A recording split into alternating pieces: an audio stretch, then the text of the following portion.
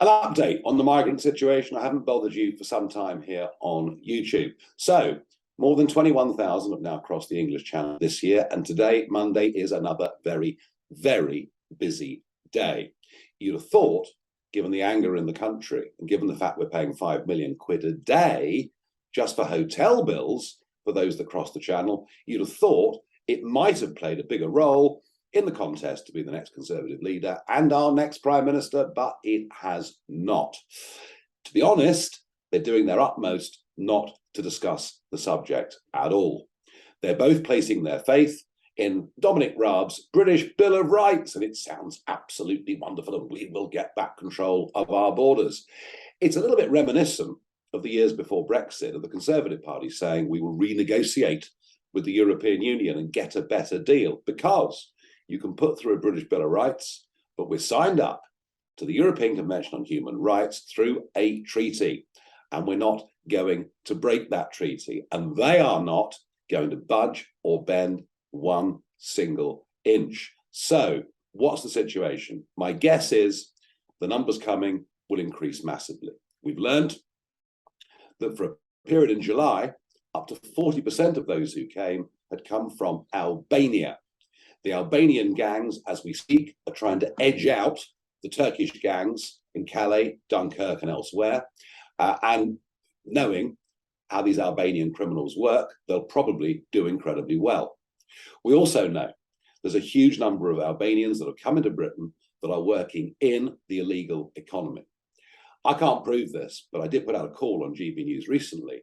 Tell me if a Turkish barber's has opened near you recently, and literally hundreds of people came back and said, look, there are 4 in my town, 5 in my town.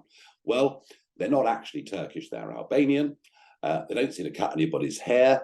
It is a fair summation to say that they're fronts for money laundering operations. Is anything going to change? No. Here's the bad news, and the update from this video is this. The numbers that have crossed the Mediterranean this year has virtually doubled. First 6 months of this year, 115,000 people crossed the Mediterranean into Europe. And of course, the EU refugee policy, which Mr. Juncker unveiled in 2015, and which I fought against and spoke against, says if you cross the Med and set one foot on EU soil, you can stay. So we've decided that people can come and that people won't be sent back. Now, I suspect that it's a shock, it will be a hell of a shock, to many European citizens, including the British, to understand that we've already agreed a common European asylum system. And what today is about, and today's resolution, is the direct implementation of it. The problem, ladies and gentlemen, is this. The definitions for who qualifies for asylum are so wide, they include not just people coming from war, not just people coming from failed states. Mr. Juncker this morning seemed to suggest that perhaps it would even include people who were fleeing poverty. I'm sorry, we simply can't accept countless millions. Well, ask yourself a question. Which other country in Europe gives you a 4-star hotel? Which other country in Europe gives you 3 square meals a day? Which other country in Europe gives you medical treatment, dental treatment, which very few Brits can get?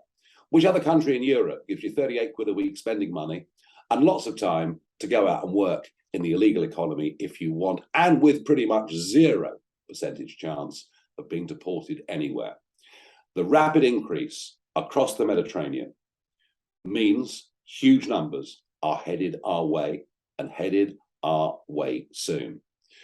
And it's pretty frightening to think that ISIS themselves made it clear they would use the Mediterranean as a means to get their operatives into Europe.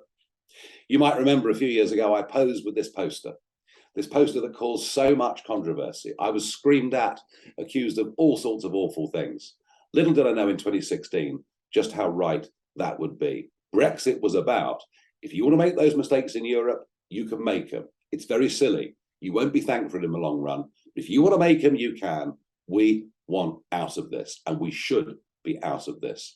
And when the next PM comes in on the 6th of September, guessing it'll be Liz Truss, I'm going to be asking all of you and mobilising all of you to make sure they understand the strength of feeling in this country. We must leave ECHR and complete the Brexit process, get a proper Brexit. Only then will we control our borders. This is going to get, in the next few weeks, I'm afraid, a lot worse.